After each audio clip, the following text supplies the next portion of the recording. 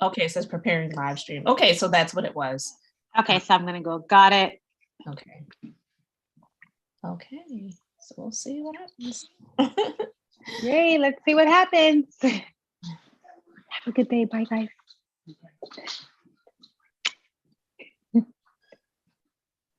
Okay, so live stream. Okay, so that's what it was. Okay, so I'm gonna go, got it. Okay. Okay, cool. All right, so I think we are here. It's kind of weird. Yay, I let's feel see like what I have happens. a little bit of a delay. I can hear it too. Let's see. Okay, so live stream. Okay, so that's what it was. Okay, so I'm gonna go, got it. Okay. Okay, cool. All right, so I think we are here. It's kind of weird. Yay, let's see what happens. A little bit of a delay. I can hear it too. Let's see. We are live. I can see it because I just got the memo. Okay, so that's what it was. Okay, so I'm gonna go, got it. Okay, cool. All right, so I think we are here. It's kind of weird. Yay, let's see what happens. A little bit of a delay. I can hear it too. Okay, so maybe I need to close. We are live. I can see it because I just got the memo. YouTube. Okay, so Let me try. Okay, so that's what it was. Okay, so I'm gonna go, got it. Okay, cool. All right. Okay. Okay, I think that's better. Way better. Yes, you got it. I had the YouTube page open, so I guess maybe when I'm streaming live, then we can't have both open because I'm technically The feedback, that's probably what it was. Yeah, streaming live on YouTube because it says that up at the top. So, okay, so let me just go ahead and resume. Okay, all right. So, hey, what's up, everyone? I am Elizabeth, the Minister of Beauty, and I share the Bible, that is business, inspiration, beauty, life, and enjoyment. So hello to everyone who is watching this now live or watching a replay later. I know it's a little after 11 o'clock on Tuesday morning, so some of you may be busy working, whatever you're doing what you do, that's cool. But as you know, I am a licensed esthetician. I have been an entrepreneur since 2006. And I've been in entrepreneurship in that, world, doing all of the things that I've been doing and just not really thinking a whole lot in terms of, can I do it? Is it possible? And I think that's one of the things that's really helped me years ago, because I didn't even know that there was a such thing as imposter syndrome. And excuse me, guys, if you hear a little bit of a lisp because I have my bottom retainers on. And I'm just trying to be more diligent and better, more disciplined about doing what I'm supposed to be doing. All those years I wore braces, it's like I need to make sure I'm taking care of the investment. But anyway, guys, it's not all about me. I'm here to have a discussion about imposter syndrome, and I'm here with an amazing woman by the name of Finda Pakiwa. She is the creator of Empowered by Finda. It's an amazing fragrance. She is the one and only creator of a personal development fragrance for women, and it actually smells really amazing. I will have information on how you can, find her YouTube channel, her website, order her products. Her fragrance really is great. I'm not just saying that just because she's here. I have used it. I do use it. I recommend it. And I highly feel empowered when I do put on her fragrance. So hello, Finda. How are you today? Hello, Elizabeth. Thank you for having me. And hi, hello, people out there in YouTube land. Hello. I'm so excited to do this today with Elizabeth because we, being business owners, being women, we've actually been able to get to know each other for the past year. And imposter syndrome is something that we both can relate to so much.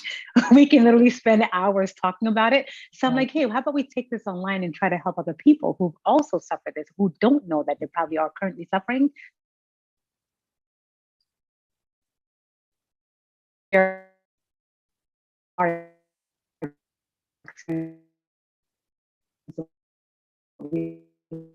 It said, and take this road and meet amazing entrepreneur women such as Elizabeth. Well, thank you so much. In the world of Zoom, sometimes it loves to freeze up a little bit. So it froze just a little bit. I got the gist of what you, what you were sharing just now. But if you just want to repeat a little bit about, that so that people can really clearly hear you, that would be cool.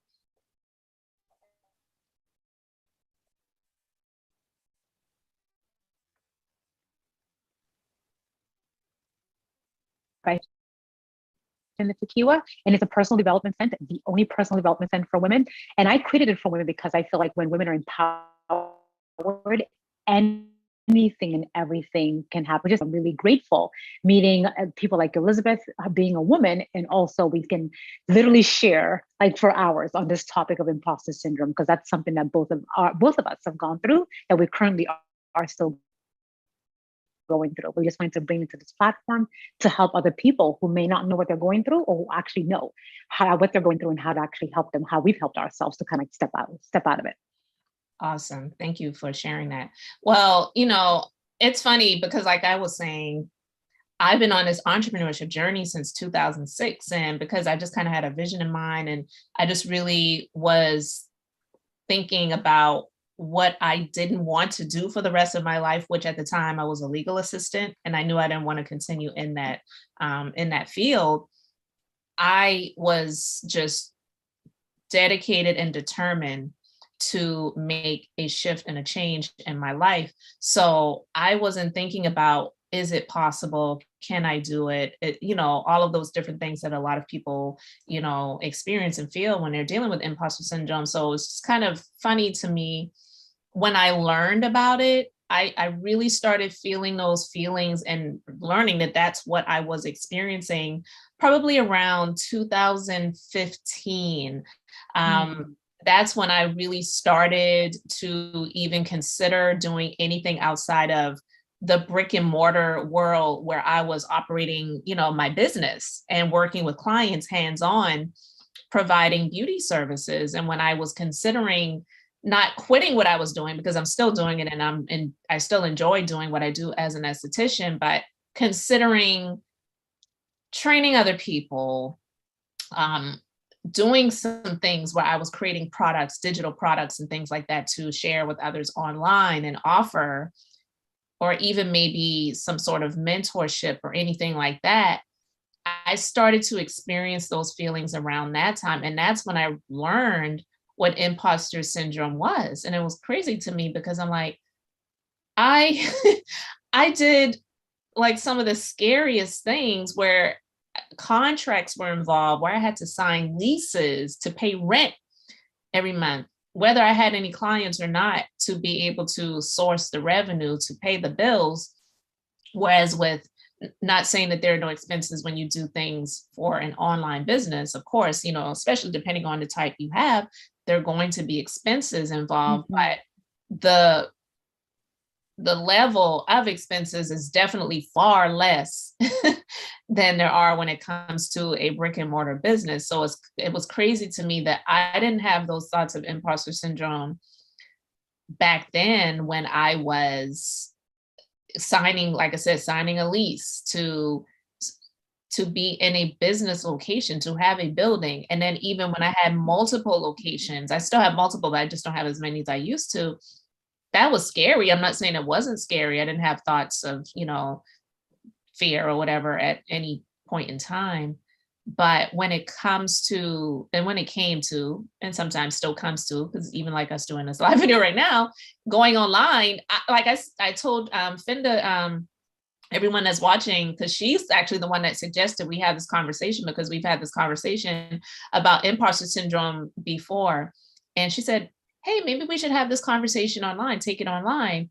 And that was a challenge for me. And I can't say that I was just like, sure, let's do it. It was a challenge for me, but those flutter heartbeats of, oh my God, should I do it? Is it okay? Will it be, how will we do it? Even you saw the struggle in the beginning where we were trying to figure out, okay, how do we accomplish this, to do this together, right? On YouTube, because I've never done a live video on this YouTube channel before. And so that was, I deal with that. I deal with it, especially when it comes to online, sometimes more so for online arenas, though, do I experience that versus the brick and mortar? And again, I don't know why, but it's been a thing. See, that's very interesting. I was going to say, so when you realized that, how did you go forward in dealing with it? When it came to like, what's your trigger, and how do you actually say, okay, this is what's happening, Elizabeth, this is how we're going to actually walk out of it? How do you deal that? I mean, I can't say that I have one specific thing besides just believing that God created me to be great and even greater than I even know sometimes or imagine. So if he created greatness within me, then I can't be afraid to expose that and to share that. But the the feelings of like right now, I got my hat on because I thought I was going to have a hair appointment last week and it's actually tomorrow. So I'm covering up, the struggle in the front here a little bit. And I'm just, like, okay, just no holds barred. I just have to do it. And those of you who are subscribed to my YouTube channel, you know that for the most part, I'm not somebody that covers up a whole lot when it comes to my face. I am an esthetician and I do believe in amazing, skincare. And that's one of the reasons why I just don't really do a whole lot of makeup. I've got lashes on now. Lashes are not makeup. And, and I fill my brows in just to feel a little bit more complete. So it's not about, I need to make sure my face is made up and look a certain way. That for me, that's not that. These just kind of make me feel a little bit more awake and refreshed. And, I do a lot of videos where I'm just like either in my bathrobe or in my, comfortable robe or maybe in my bed. So I don't think about things like that because I don't really feel like I have to be all dressed up and polished to do what I do. But for whatever reason, I don't know why those feelings will come up, but just what kind of helps me to move forward is just knowing that I was created to, to be great. And also I am a victorious person. I've accomplished victories in my life. Things have not always gone the way that I've always wanted them to or expected them to. But if I've accomplished great feats and victories before, then this really should not be a struggle for me. Even if it's not like, oh, I'm excited to do a live video or, something like that. Which is true. And I can relate. And I think that with me, I like to do a lot of soul searching, of course, with God always involved in my end as well. I feel like imposter syndrome starts when you're a child. Imagine when you're a 4-year-old son, right? Yeah. When I take him to the playground, he wants to go play with other kids. Sometimes he'll have an idea what he wants to do, but then he will see other kids doing something and he will drop it. No, I want to go do that. So now fast forward to being an adult.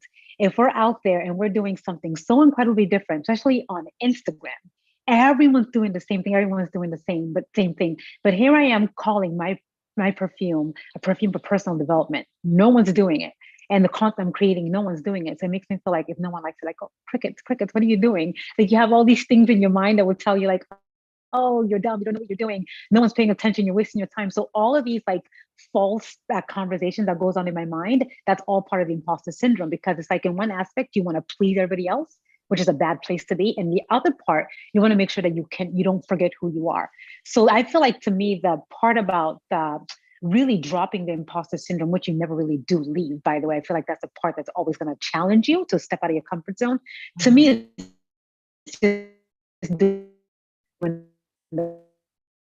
it's helped me to really, like, if I have something, tell me, don't do it. People are going to say something. I feel like I need to do it even more. I did that, kind of washes that part away for that day. But then the next time, there's another hill I have to climb. So there's another bigger voice in me telling me that you can't do it, even though I did that a few days ago, or a few months ago, but then something else would tell me I can't do that. So like the imposter syndrome is something you constantly have to make sure you have to realize and notice the voice, but you also have to realize the voice never leaves you. You just have to make sure you know how exactly when to shut it down and exactly when to, do the work so you can actually keep moving forward. That's what I've learned. That's what actually helps me. That's I mean, you just said a lot of great things there, and that's really true. Like you said, it never really goes away. It's never like obliterated or destroyed. And I think that honestly is for our own good, because this is something that I believe. I believe that, like I was saying before, God like created us for greatness. So I don't believe he ever wants us to settle where it's just like, I've reached my pinnacle. This is it. There's nothing more to be said or done. Everything has been accomplished that is great in my life. And so I'm good.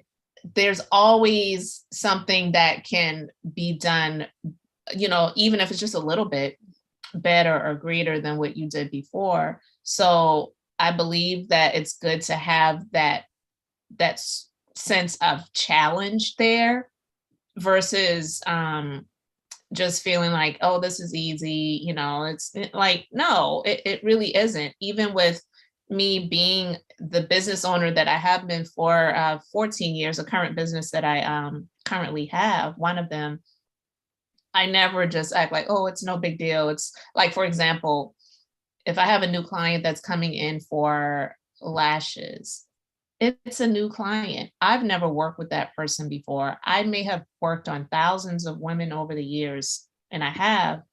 That doesn't make me feel like, oh, this is just easy, light work, because every person is different. I don't know what type of challenge may be involved with that person's eyes, their skin around their eyes, their lashes, maybe their brows may be a bit tricky. There have been some people that, they wanted a specific type of look that I couldn't give them because of the challenges that were present with their eyelashes or their eyebrows, or, maybe even their skin. And I never put myself in that position just to feel like I am this expert. The years that I have in it may be important, and it may make someone else feel like I am a master at this. And I actually do have the title of master / artist, but I don't use it in a way of me just, feeling like I know it all. I don't know it all. But that's the thing, right? We're never really going to quite know it all, but we still, what I'm learning right now about myself, I have to give myself the credit. Like you said, like you are now like this master, and she's really good at what she does. So you are like, we're like this master at what you do. I feel like we definitely should own the things that we do, because when we do it, it kind of like maybe minimizes that little voice inside of you that feels like you can't do something, you can't do something. For a great example, I'm going to give you guys, share a story with you guys. There was an event that I was going to 3 years ago in California. I wasn't quite sure exactly how I was going to get the money, but I literally was able to strategize and be resourceful, got the money to go there. But I go to this event, and it's actually one of these self-development events. The guy that I went to go see, his workshop, phenomenal. I felt so intimidated in the room because everyone in the room, they're like six figures, up six figures, and mid six figures that they make, and they've seen him like 4 or 5 times before. And the entry was like $2,000, and I had to literally like find ways to get this money. And like, man, they've seen him like 4 or 5 times before. And here I am trying to like get money for a $2,000. I don't belong here. So I literally put in my head, I did not belong in that room at all. Like I was like sweating. I was sweating the whole time. And I felt so intimidated at all these people there. But one thing I noticed, that all the questions that were being asked of this seminar that was like a whole day, I knew like 80% of the questions. No one else would put their hands up. I'm like, wait a minute. Even though when I look back, listen back at the video, because I was able to record the whole seminar, I even won a book that day. I said, I felt like I didn't belong there, but yet I knew more than they knew.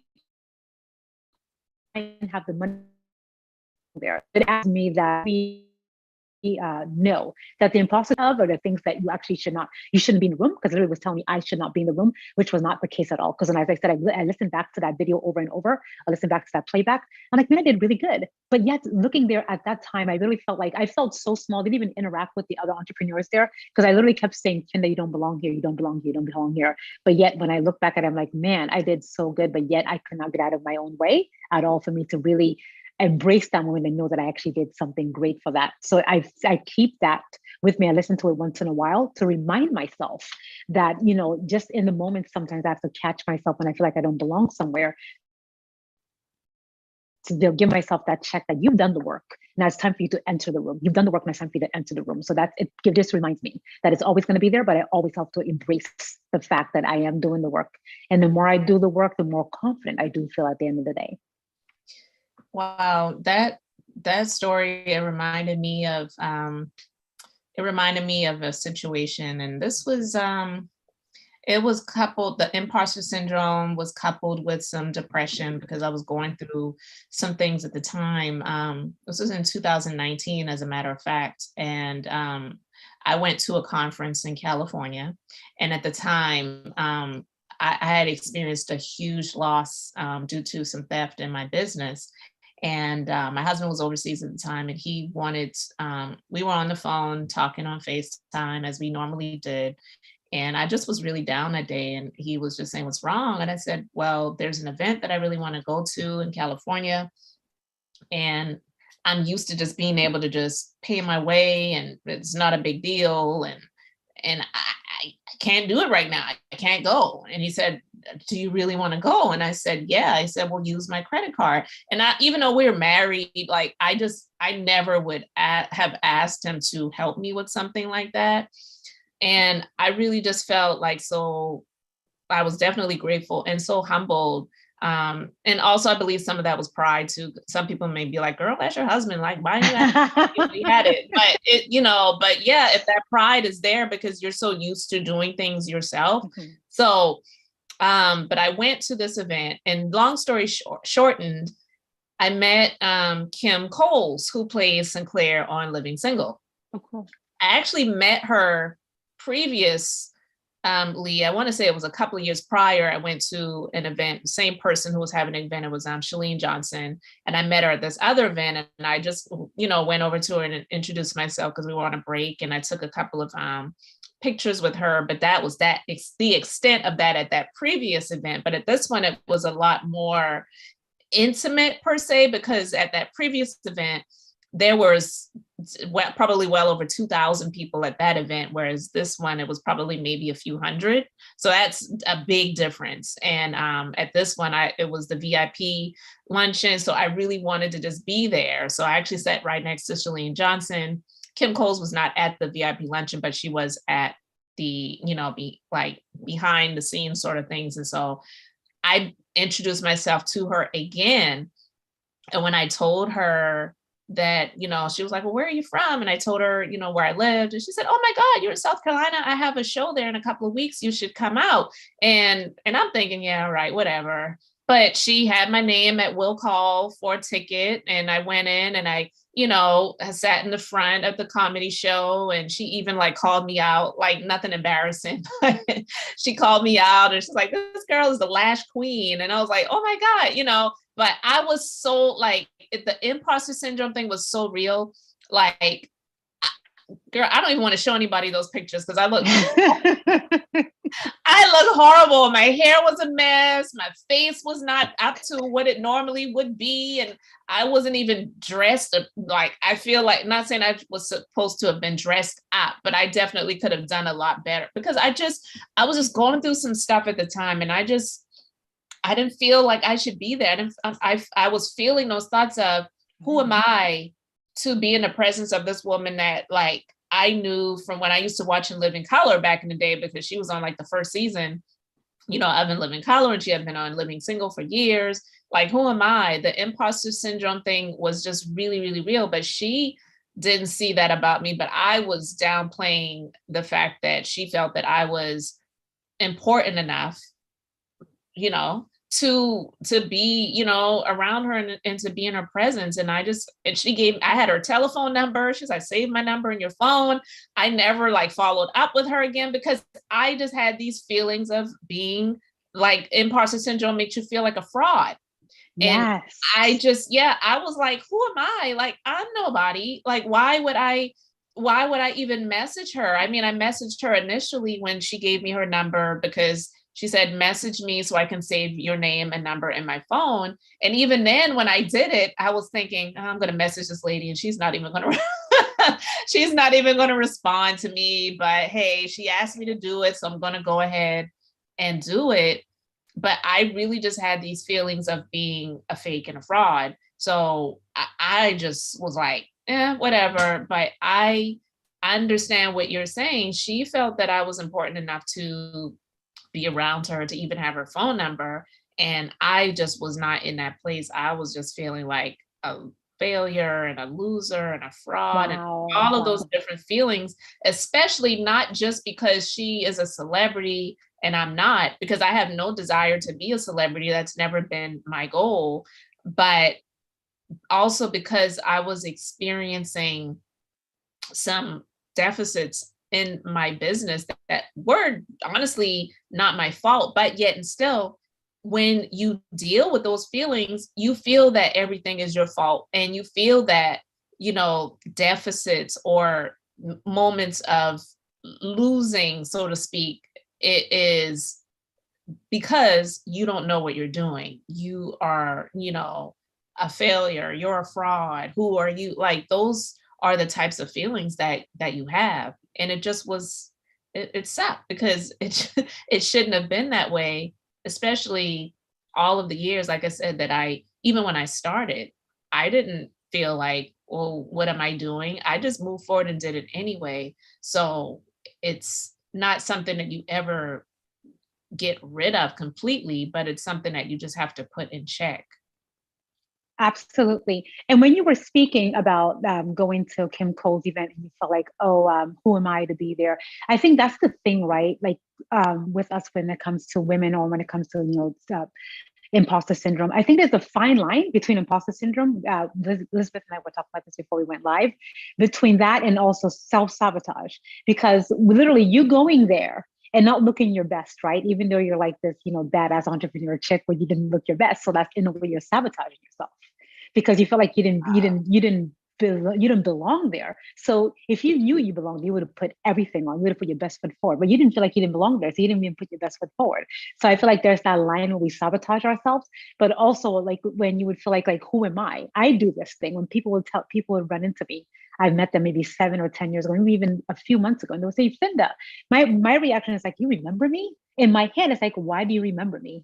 Like, who am I for you to remember me? So it's a language that I've noticed that I've spoken to myself for years, but now I'm learning exactly how to change that language as in, of course, they're going to remember me because I'm Finda, I'm the creator of this person. I'm Finda, I'm a mother. So I have to tell myself these things. But before I got to catch myself that much when I feel like I was not worthy for people to remember me. So I feel like that's like the fine line that we constantly are walking between sabotaging and when it comes to imposter syndrome. Because imposter syndrome literally will slow you down from growth because it also affects your confidence big time. It completely does because you feel like, as you say, being this big fraud, like I should not be doing live. Other people do a live all the time. And so, yeah, as we said before in our room that we have, being a child of God, if we're blessed with these amazing ideas to like empower women and you being the minister of beauty, and then other people who actually have different ideas, we're not even women of faith. How is it that they can step into their calling and do their thing? Literally, and just become very successful. But with us, we're so timid and we actually listen to this voice constantly that's lying to us. And we actually hold back. And I feel like we definitely have to challenge that voice and move forward. But even though, as I said, it's never going to go away, but it actually in a way kind of helps us grow. I feel like it helps us grow. It's almost like being on a football field, right? You have the person who's going to tackle you, the opposing team, and you have you running the ball. That person is not going to run faster if you don't have somebody who's going to tackle you. So to me, I look at my voice that way. So that voice that's constantly talking to me is helping me run faster. Because if I didn't have that thing to run fast to tell me like, oh, Finda, you can't do it because I love a challenge, I would not move faster. So I feel like that voice in my mind actually is a blessing in disguise to actually help me move even faster. That's literally how I can put it. No, that's a great way of putting it. And when you give great analogies. When you were giving an analogy about I don't know why I just had this because I don't watch sports, but I've seen it obviously. But yeah, I just got this picture in my head of like somebody who feels like they have this easy touchdown and then, so they're just kind of playing around with, yes. And then when they realize that somebody's on their ass, then they're like picking up they move faster. Yes. So I just got that picture in my mind of that. That's too funny, but it's real. Yeah, absolutely. And that's why I feel like, as I said, we wanted to make sure that we can just speak on what we go through. Because starting fragrance, I knew nothing about the industry. So that should really scare me automatically. Didn't have any money, didn't know anything. You needed like thousands of dollars to even create your scent. And I just did not know exactly what I was going to not know anything about business. The one thing I knew I had was this purpose in my heart and grit. That's all I had. But everything about business didn't even know numbers, projections. So I felt like I had to fail over and over and over again, but the voice gets louder and louder and louder. What are you doing? Throw in the towel. You're wasting your time. You're wasting money. What are you doing? But in a constant, I'm like, nope, getting back up. I'm going to get back up. But there are many times when you just want to stay down because you feel like, oh, maybe this was not meant for me. But the biggest thing I can tell people out there who was listening, the day you give into that voice, the day you lose the vision and the purpose you're meant to do on earth. Because when you let it become louder than what you're supposed to do, you're not going to win. You have to always make sure that you're going to be a step ahead of it. Because if you outrun it, if you can literally outrun it, if you actually start moving forward every step of the way, you're definitely going to make it smaller. But if you literally let it become bigger and bigger, you're going to throw in the towel, and therefore the voice wins, and you're not going to actually fulfill your purpose. That's true. Wow. That's, I mean, you said a real mouthful right there. I don't really even know what else to add to that, because I've spoken about that before too, with the voices, not only the voices that you hear that are within your own self that are speaking the opposite of what you want or what you're believing for yourself, but outside voices, those outside forces of voices that are there to increase the doubt within yourself. Are you sure that's what you should be doing? Like, I know almost everyone who has made the decision to step out into, especially entrepreneurship, when people are so used to you just working I don't like to say a regular job, but working with or for someone else. Are you sure that's what you're supposed to be doing? Because they have that fear of, I can't do that. I couldn't see myself doing it. So are you sure that that's going to work for you? Sometimes it is out of concern for you, especially if it's a loved one, and they want to make sure that you're not going to be, disappointed, or you're not going to lose. But a lot of times they're putting and inflicting their fears upon you. So that line of, are you sure that's what you should be doing? Are you sure that, especially if a mother has a child, that you see this child like becoming something other than what they want to do, that parent is going to say of that child, are you sure? What are you thinking? Do you know what that involves? Like, you know what I mean? So you said really a mouthful with that. It really is important, but it's also absolutely. Yeah, no, go ahead. It's just really. Now, I was going to say, absolutely. You're so right, because you brought in the outside voice. I always feel like the voice outside, to me, I feel like it's not as strong as the voice inside.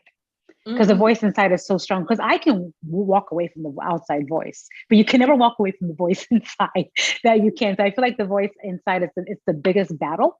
So that's why I feel like now people are speaking about, I love that we speak more about this topic a lot, because that's something it's real every day. And I like the higher, like Elizabeth's been in this for over a decade, and she's just been grinding it out. But I'm sure where you were when you started out almost 14, 15 years ago, mentally, where you are today, it's completely different, because I'm sure in the beginning you were scared, but there are different things now. You have people that work for you, and you have different like team members and different things you have to handle. So I'm sure the voice gets bigger, but it's a different level, but now you know how to handle it. In the beginning, I'm sure it was much more as in, maybe I should quit. Maybe they are right. But now it's different because you have time in. So now you actually know how to handle that voice. Like, okay, it's almost like I've heard Lisa Nichols say before, like she calls it her small Lisa. Like, okay, I'm going to need you to take the back seat right now. I'm going to go do something else. I need you to sit back here and wait for me, because I know you're always going to be here, but I need to go tap into big Lisa right now. So you have to talk to that small person in you, because it's a small person that's trying to hold you down. And the outside people, what are they? They're actually kind of small to try to hold you down, because anyone who actually really wants the best for you, sometimes when people do try to slow you down, it's not like they don't want the best for you. They are afraid, because as you said before, Elizabeth, they themselves have never really gone through that. So for them to actually realize that, hey, that this can actually come together for this person. They also don't want you to get hurt at the same time, that people really don't know exactly what your vision is. So they're afraid that this person's going to get hurt, this person's going to lose all their money, or, I've never done anything like this before. What makes this person think that they can do it? So I look at it both ways. I actually am able to shut that person down. So it's like, okay, this is what I'm supposed to do. Or sometimes I don't even tell people exactly what my goals are anymore. I kind of keep it to myself. I know exactly, I keep a very small circle. Yes, I keep a small circle. So I know I'm only going to give people my ideas. People are going to feed me back something amazing.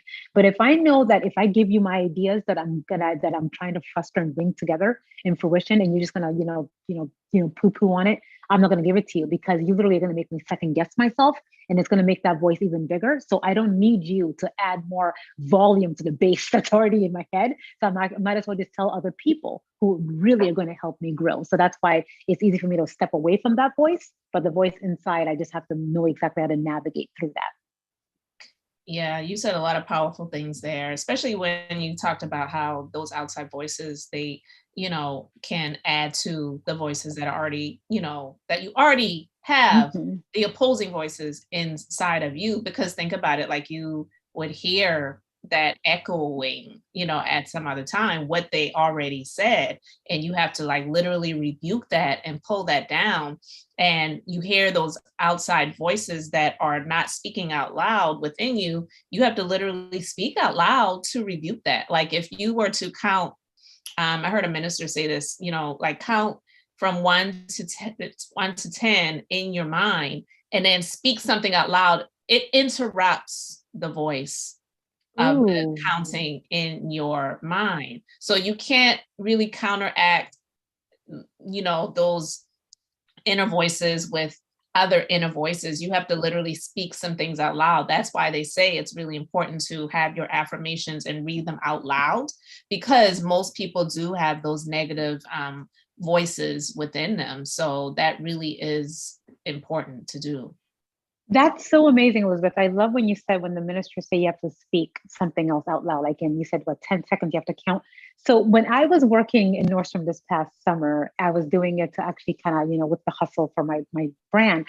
But working with computers, one of my biggest weaknesses. Elizabeth and I have done an interview before about me being dyslexic. You guys can check it out. So that's one of my biggest weaknesses, to actually work with computers. So whenever I had being at a cash register and I would hear that voice getting louder and louder, I would literally like underneath my breath saying, "Be quiet." I would tell myself that to calm myself down, because the voice would get even louder and louder and louder, almost like I'm going crazy kind of loud. But until I actually tell myself to be quiet, I walk in a bathroom, like talk to myself in the mirror, then the voice actually would calm down a bit. Then I would say, okay, I've got this. I would literally have to talk to myself for me to actually really be in control again. Other than that, or else I always feel like if I let the voice get really loud, as I said before, I don't go through that fear, because it's a thing that I'm so afraid of. And the voice gets really, really loud when it's something new. If I'm trying something new I've never done, the voice is loud, because I feel like that voice also is telling me, don't grow, don't grow, don't grow. So if I feel like the voice is telling me, don't grow, I'm like, okay, that growth is going to help me get to the next level. So therefore, you be quiet. I'm going to keep going. That really is something like, yeah, the the comfortability of the way things are. So with growth comes change. Yes.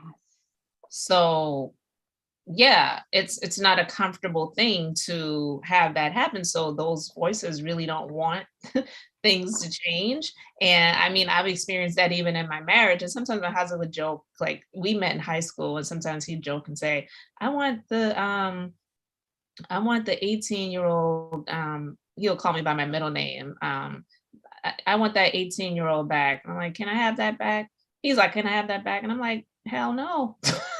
It's just a joke, but it's like, dude, please, I'm 44. Like, I don't want to hear anything about when I was 18 years old. Okay. Like, it's not happening.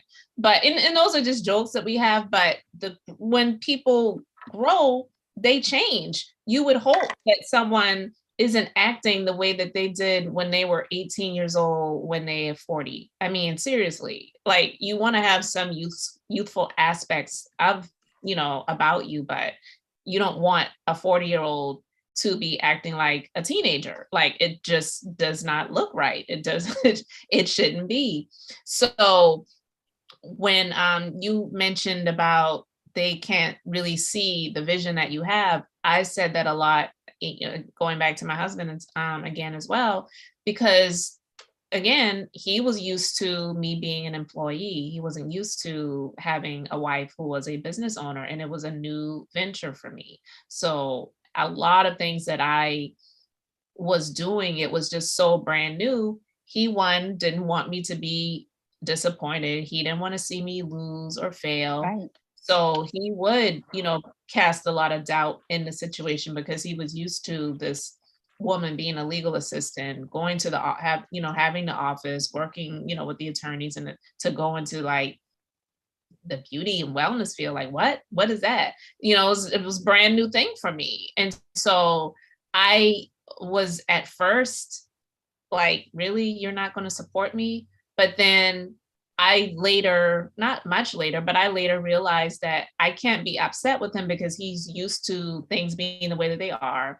We didn't come from families that own businesses. So this is something completely new for the both of us, right.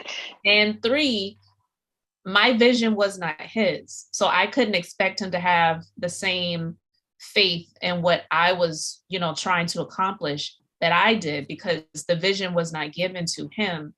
It was not given to the both of us. It was given to me. So I had to be understanding that he would have to get to a space of learning to trust that everything was going to work out. And I would never like put us in a situation where it was just like, no matter what, even if we're like having to lose our home and whatever to, have me pursue this dream. Like, no, I was never going to do that. I worked 2 and 3 jobs, in the beginning when I made the step out of working in the legal field ever again, as I was starting my business. So I never put us in a position where it was like, win, lose, or draw. Like, no, we may, we may sacrifice a few things here and there, of course, but I'm not going to put us in the poorhouse or have us losing our home and everything for the sake of me pursuing a dream. Like, no, because we are adults, we had a child we had to take care of. So no, it wasn't, that, but I became more understanding of the fact that this was my vision, and I couldn't expect him to have the faith in what I was given, that I do, because it was not his vision, it was mine. And then later on down the years, when he started to really see that things were forming and coming, becoming successful and all those different things, then he was like, I'm really proud of you. And some people may say, oh, he didn't believe in you in the beginning. It's not that he didn't believe in me. He wanted to make sure that I was making the right decision, because we are, husband and wife. So yeah, those were concerns. Those were legitimate concerns. Absolutely. I completely, my headphones died, so I had to switch them out. Sorry about that. So anyway, as a mother, you have an older child and you're also married. So what would be your advice to other women who are in the same position as you are when it comes to they're just starting something or they're already in it? And when it comes to the voice inside their head and also the voice outside, because you've experienced a lot when it comes to it. So what would be your advice to a mother, either like a mother and a wife that actually wants to start their own business, but then they have like all these, they have an obligation to their family, and they also have an obligation to themselves to listen to their calling?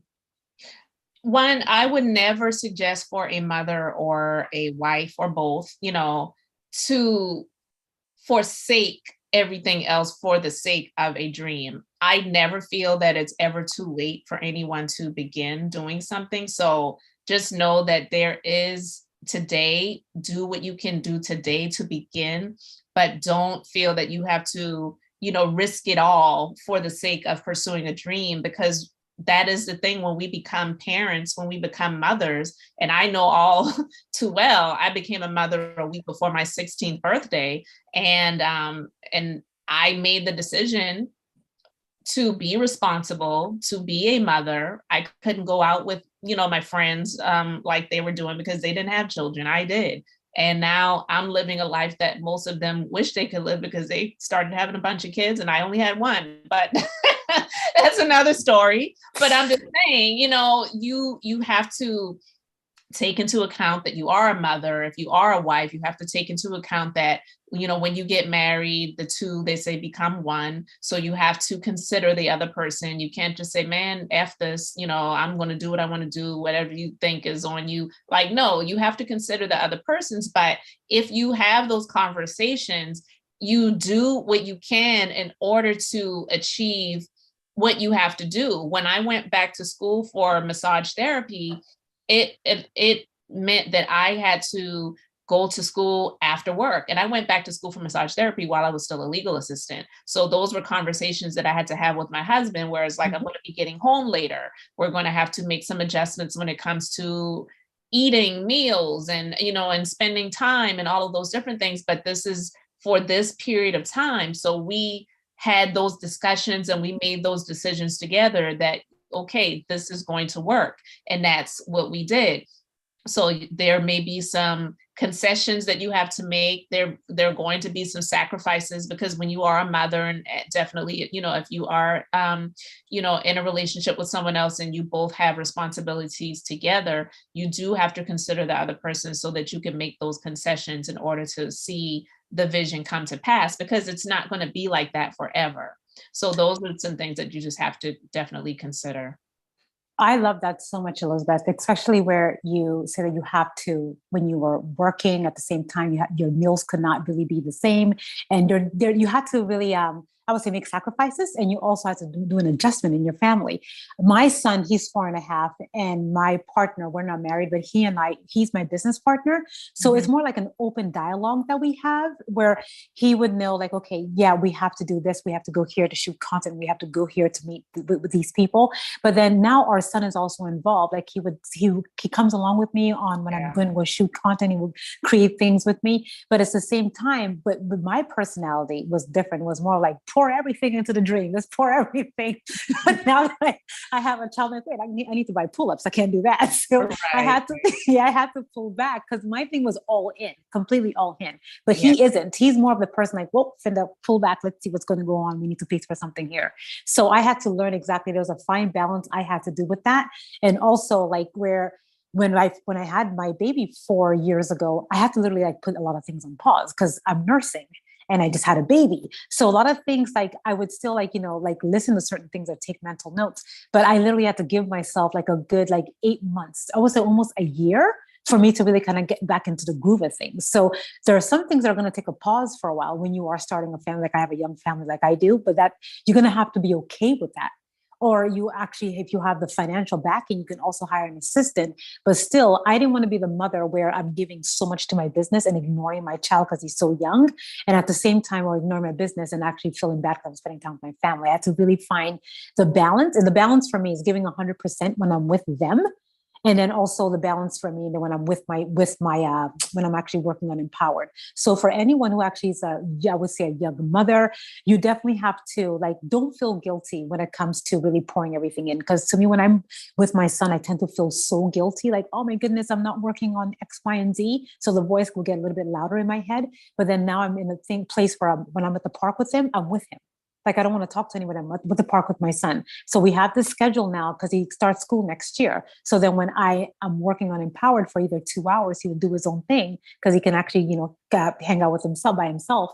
But then I don't feel so bad. But before, there was like, it would just make my voice even louder and louder. Like, oh, you're neglecting your child, or oh, you're neglecting Empowered. But then when I have a conversation with them at the end, like, hey, I need these 2 hours, or give me 4 hours so I can actually just block this out, so I can actually just really create what I need to create. It really does help me. So having an open dialogue, if you're a younger mother or you're with a family, when you're really starting a business, having an open dialogue really kind of helps kind of at ease that voice that's going to get bigger and bigger if you really don't communicate with your partner.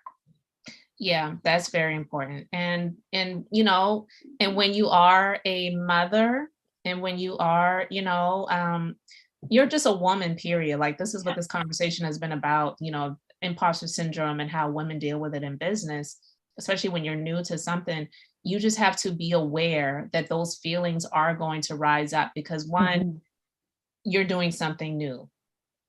So when you're doing something new, those feelings will definitely arise, and some people more than others, where you're going to feel like, am I supposed to be doing this? Like, I've never done this before. But that's just normal. For me, I remember being in my first training class for lash extensions. I was so nervous because I felt like everyone else in the room, even though this was a new thing back then, this was 2008, but most of these people were experienced in cosmetology, and I wasn't really experienced in aesthetics yet. I was very new. I was more experienced as a massage therapist than I was. So I was more dealing with broad, hand movements and Mm. deep tissue massage and all those different things. So to go from that to dealing with two tweezers in each hand and one being right-handed and having to become ambidextrous to use both hands to work. I said, I can't do this. There's just no way. There's just no way I'll be able to do this. Like that was the first feelings that came up. So imposter syndrome. I felt like I was comparing the people in the room to myself. Well, they can do this because they're used to dealing with instruments and, dealing with beauty. I'd never really dealt with that. Like this is just like those were imposter syndrome thoughts that were rising up within me. But like you said earlier, Finda, I didn't allow those voices to speak louder than the voice of belief that I had in myself that I was able to do this. And you never know if you're able to unless you try. So don't get hard, don't beat yourself down, don't be hard on yourself, and know that when you're stepping into something new, those imposter syndrome feelings and thoughts are going to come up, but don't allow it to stop you, especially because more women deal with imposter syndrome than men. It's just a reality. There's studies on it. It's just what it is. Absolutely. And one of the ways for me that I notice imposter syndrome shows up, and this is what Elizabeth and I were planning this live, I was going to, kind of be strategic, kind of plan it. And she was like, no, let's just go for it, because procrastination is also an imposter syndrome. So you want to make sure that everything has to be perfect. And we're both Virgos. So we're like, perfect language is our thing. everything has to be super, super perfect. She's like, no, let's just go for it. Tuesday. I'm like, okay, Tuesday at 11. So it's funny because as we love everything has to be really, really great for us to plan things. But at the same time, if this is what you are, you're doing that so you can actually prolong it from happening, because you really don't want to do it. So when you actually try to plan everything, it's so because you just don't want to do it. That's another way of actually just, sabotaging yourself. That imposter syndrome actually is wants to hold you back. Like, okay, let's just plan it this time. Let's make sure, like, I'm sure everything in me, or maybe in the beginning when we had like technical difficulty, it's like, okay, abort, pull out, let's stop. No, don't do it. Yeah. Like abort. I'm like, okay, maybe it wasn't meant to be. So I'm like, okay, if we feel that way, we have to go forward with it. So to me, I feel like it shows up when I feel like everything has to be perfect, because that's one of my biggest Achilles heel. Everything needs to be perfect. And those are different ways imposter syndrome shows up. It's literally feeling like you're not worthy of success, and also feeling like everything needs to be perfection, being a perfectionist. So my biggest thing is being a perfectionist. So I feel like there's no such thing as being you can strive for excellence, like do your best in everything. You're great when you do, like best service, if you have a service, best product, if you want to provide best value to your customers, but you don't have to be perfect. I feel like perfect is not an obtainable goal, but excellence is absolutely obtainable. It's excellence where people actually come back to you over and over. Like, wow, Elizabeth's product or Elizabeth's eyelashes, they were absolutely amazing. That's excellence. That's customer service. But when it comes to perfection, where you always try to make something really great and you never put it out there, and actually holds you back from even wondering how great your stuff could have been or how great you could have been. So strive for excellence, not being perfection. Yeah, you're absolutely right. Perfection definitely, it's not an attainable goal, and it is meant to paralyze you. So don't even think about trying to make something, perfect. You can perfect, meaning you are, it's just another way of saying the word perfect. But when you're perfecting something, it's just you're improving upon it, not that you're trying to make it perfect. You can always perfect something, but it can never be perfect. You can always improve upon, what you're doing and try to strive to make something better, but it will never be perfect. Nothing and no one is perfect. So that, like you said, the procrastination, it really is to make you put it off and say, well, maybe this wasn't meant to be. And that definitely was a challenge. The challenges that we had in the beginning of the stream was probably supposed to happen as a challenge for us to see, well, are you going to still move it forward?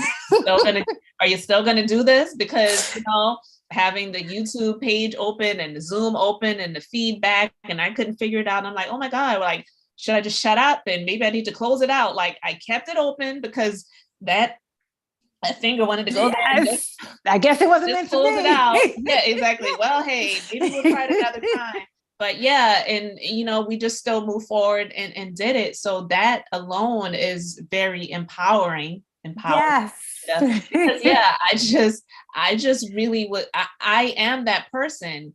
One of the queens of it. I'm not gonna say I'm the queen, but I'm one of the queens of, well, I guess just need to put it off and, start another day, because I had some feeling of doubt there where it was like, well, maybe I shouldn't be doing this, or maybe I don't even want to do whatever, the thing is at the time. So yeah, you just have to just move forward and do it anyway. So yeah. That's amazing, Elizabeth. You just said something. I feel like the people out there listening, Elizabeth actually just said that she's the queen of doing this. So I feel like the best way for you to actually catch your imposter syndrome is knowing yourself. Like, Shakespeare said, know thyself. When you know yourself, you know exactly what your strengths are, what your weaknesses are. But if you don't know exactly what your weakness is, what your imposter syndrome, you're going to repeat the same thing over and over again. You're going to get stuck in that hamster wheel and never really grow. So you really have to know who you are. Mm-hmm. Very, very true. This was a really great conversation about, imposter syndrome, and just, some of the experiences that we have experienced. I enjoyed it. I'm glad that you put me up to the challenge of having this conversation here live with, whoever has the opportunity to watch it.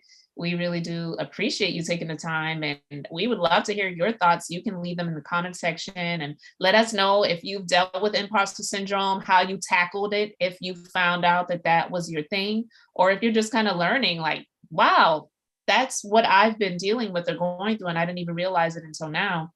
Definitely let us know your thoughts about that in the comments section. I really appreciate each and every one of you for joining us for the conversation. Thank you, as always, for liking the video and subscribing to the channel. I will have Finda's information in the description box, so you can go and join her community on her YouTube channel and Instagram, as well as going to her website so you can find out more about her and her brand. So guys, I am Elizabeth, the Minister of Beauty and Sharing the Bible. That's business, inspiration, beauty, life, and enjoyment. Tuesdays is kind of the inspiration day. So even though this is about business, it's an inspirational conversation. So that's what we're here having today. So I really appreciate each and every one of you. And as always, until the next time, I really hope and pray you all have an amazingly blessed and beautiful day. I'll see you soon. Bye. This is amazing. Thank you for having me, Elizabeth. Bye. Thank you. All right.